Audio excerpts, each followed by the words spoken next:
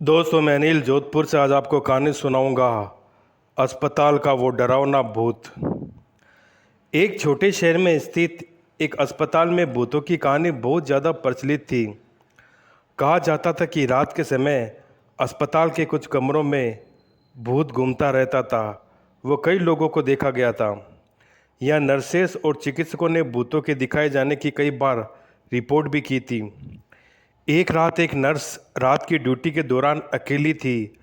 उसे अस्पताल के अंदर 1 घंटे तक चक्कर लगाना पड़ता था।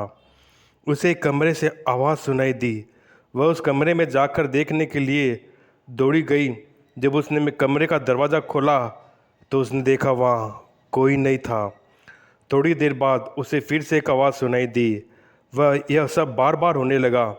नर्स डर के मारे थरथराने लगी और अस्पताल के बाहर बहुत शोर मचाने लगी। सब लोग दौड़ते हुए आए और उसकी सहायता की।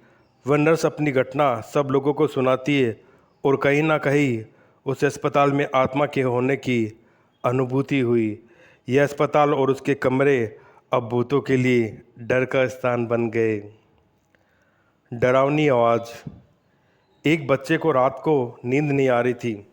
वह अपने कमरे में अकेला बैठा हुआ था। थोड़ी देर बाद एक डरावनी आवाज़ सुनाई दी। वह आवाज़ अचानक तेज हो गई और वह बच्चा डर के मारे अपने माता पिता के पास दौड़कर चला गया। बच्चा रोते रोते अपनी घटना सुनाने लगा। माता पिता ने उसे शांत किया और कहा, यह तो सिर्फ तेरी आवाज़ होगी, कोई दूसरा नहीं है। उन्होंने उसे उस कमरे में वापस भेजा और कहा, आप ध्यान से सो जाओ, यह आवाज़ तेरी है, किसी और की नहीं। बच्चा डर के मारे सोने का प्रयास करने लगा और धीरे धीरे आवाज़ बंद हो गई। उसकी आवाज़ सिर्फ उसकी ध्वनि थी जिसे वह डरावनी मान रहा था। डरावनी रेलगाड़ी। एक आदमी रात को अकेले रेलगाड़ी में सफ़र कर रहा था। उसका मंच स्थान अकेला ही था। रात के आधी रात को जब वह सोने का प्रयास कर रहा था, उसे डरावनी आवाज़ सुनाई दी। आवाज़ कह रही थी, तुम मरोगे, तुम मरोगे। आदमी डर के मारे हाथ पैर लगाता रह गया, हिलाता रह गया और आवाज़ रुकने के लिए भगवान से प्रार्थना करता रहा। रेलगाड़ी अगले स्टेशन पर रुकी और उसकी यात्रा समाप्त हो गई। वो उतरकर बाहर आया और डर के मारे ट्रेन की तरफ देखा। वह देखा कि रेलगाड़ी एक वैगन में एक मृत्यु की घटना का संकेत दिया गया था। उसे समझ में आया कि आवाज़ उसी घटना से जुड़ी थी और वह भाग्य से उस घटना से बच गया था। हाथी का बच्चा। एक बार एक जंगल में एक हाथी रहता था। वह हाथी बहुत बड़ा था और दिखने में भयंकर भी था। एक दिन उसके पास एक छोटा सा हाथी का बच्चा आया। उसका बच्चा बहुत नादान होकर दिखता था। धीरे धीरे उस हाथी के बच्चे को विचार आया कि उसे अकेले रहने का डर है। वह रोने लगा, अपने माता पिता को ढूंढने के लिए दौड़ने लगा। उसकी आवाज़ सुनकर जंगल में दूसरे जानवर घबराए और उसे देखने के लिए आए।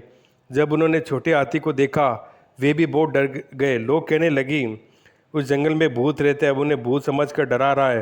वे सभी आपस में बात करने लगे और इस अंधविश्वास का दूसरे जानवरों को प्रभावित किया। आखिरकार जंगल का हर जानवर डर गए और वही रह गए। बच्चा अकेला रह गया और उसके माता पिता व आने वाले किसी की भी डर से मर गए। छोटे हाथी का बच्चा अकेला रह गया और रोता रह गया। उसकी आवाज़ सुनकर वहाँ से गुजर आदमी ने उसे देखा और उसे अपने साथ ले जाने का निर्णय लिया। अब वह बच्चा खुश रहता है, उसे दिन रात माता पिता की याद आती है। कबरीलाल की ड्रेस। कबरीलाल ने एक बड़ी पार्टी के लिए एक नई सूट लिया। उस नए सूट में वह बहुत शानदार लग रहा था। पार्टी के बाद वह लोगों के बीच खूब घमंड मार रहा था। उसके दोस्तों ने उसे मजाक उड़ाते कहा, कबरीलाल, तुम्हारी सूट तो बहुत सुंदर है, लेकिन ये सूट एक लड़की की है। कबरीलाल ने उसके मजाक में सब कह दिया था। वह रात को अपने में कमरे में आया और सूट को निकाल कर रखने के लिए उसे खींचा। जब उसने देखा तो उसे हैरानी हुई। सूट की जेब में एक छोटी सी लड़की की फ़ोटो देख रहा था। वह बहुत घबराया, जल्दी से सूट को फेंक दिया। उसे लगा कि सूट में कोई भूत हो सकता है। कबरीलाल ने अगले दिन दुकानदार से पूछा कि सूट में कुछ गड़बड़ है। दुकानदार ने कहा, यह सूट पहले एक लड़की की थी, लेकिन वह लड़की गहरी बीमारी की वजह से मर गई। उसके परिवार ने उसे सूट के साथ अंतिम विदाई दी थी। कबरीलाल ने सुनकर चकित होकर कहा, फिर तो मुझे भूत की वजह से सूट सस्ती मिल गई। आईना। एक बार एक लड़का अपने कमरे में अकेला था। उसके पास एक बड़ा आईना था। रात को जब लड़का बेड पर सो रहा था, उसने देखा कि आईने में कोई और लड़का खड़ा है और उसे देखकर हंस रहा है। लड़का बहुत घबराया और दौड़कर अपने माता के पिता के पास गया। लड़का रोने लगा, अपने माता पिता को सब कुछ शांत किया और सब बताया। माता पिता ने उसे शांत किया और कहा, बेटा तू घबराए बिना सो जा, वह तेरी परछाई है जो कि आईने में दिखती है। लड़का चकित हो गया। उसने पुनः अपने कमरे में जाकर देखा, वाकई वह आईने में अपनी परछाई देख रहा था।